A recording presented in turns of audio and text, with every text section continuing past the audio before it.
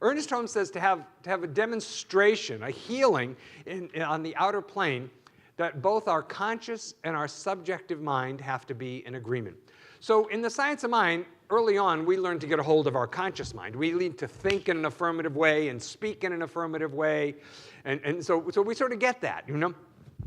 The subjective part is a little harder because the subjective part is like frozen emotion that's based on error belief that comes from our past. And it doesn't let go easily, does it? It just doesn't go away because we say a few affirmations, you know? Oh, God, that's it. So but this is the thing. This is the incentive for why we want to pray on a regular basis, is that when you hold a deeply held error belief, and it's finally released, there's more freedom and newness that comes from that. And I think that's really inspiring. That's the ticket for why we want to pray on a consistent basis to heal those errors, those false beliefs that come from the past. You know, so a good question to ask myself is, you know, all right, is there any value I get from this current experience? You know, and people say, oh, well, no, I don't get any value from being sick. I don't get any value from not working. I don't get any value from not being in a relationship. And it's like, well, really?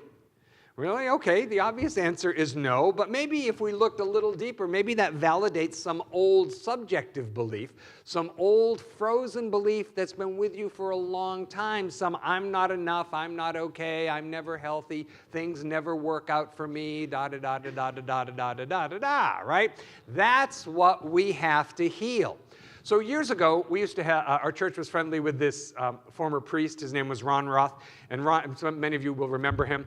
And Ron used to come here. He'd been here a few times. And he would do some work with us. And so his meditation was always this, that he would say, we sit and quiet ourselves and say, come, Holy Spirit. So we're inviting God's Spirit to enter our mind, to enter our heart, to enter our body fully. Just very simply, come, Holy Spirit, come, Holy Spirit, come, Holy Spirit.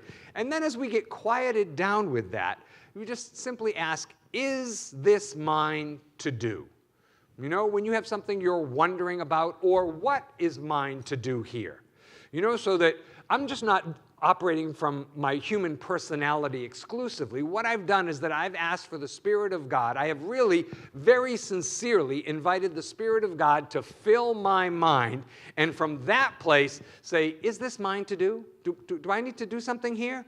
You know, I was just on vacation and the day after Thanksgiving, which is not the day to go shopping, I'm here to tell you, okay? I know everybody else says it is, so I wasn't shopping. I was returning DVDs to the grocery store. And so I'm just having a great time because I am not shopping. I'm just going to return the DVDs. I'm happy, I'm peaceful, I'm loving. I have done a great spiritual practice in the morning. I meditated, I read, I treated, I was all inspired, I'm connected, I'm one with the one, and I'm walking through the shopping center down this very slight hill, and a man my age, truly my age, lost control of his skateboard. He was behind me.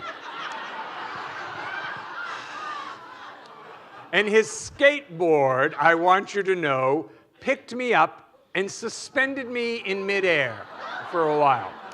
Now, the best way to picture this is if you've ever seen those cartoons with Elmer Fudd.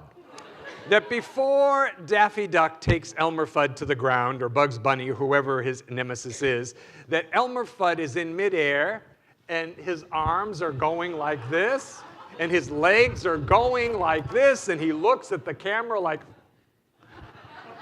this was me. This was absolutely me. I was Elmer Fudd and went flat on the cement. Now, I'd like to tell you that I was chanting the names of God when this happened. I'd like to tell you I was thinking all holy thoughts and focusing on my oneness, but the best I could muster was a very formal name for God, Jesus H. Christ. And, you know, which makes me think, why does nobody ever say, like, Gautama H. Buddha, you know? Which would be his name, right? But anyway, that's the outside. So I'm laying there, and And I see the guy who's lost control of his skateboard, and he's standing over me, and I realize he's an old guy like me. What are you doing on a skateboard? And I said, really? This is your skateboard? Really? I mean, it's sort of like a pogo stick. At some point, you grow out of it, you know? I mean, just come on. Come, Holy Spirit. Come, Holy Spirit. Come, Holy Spirit.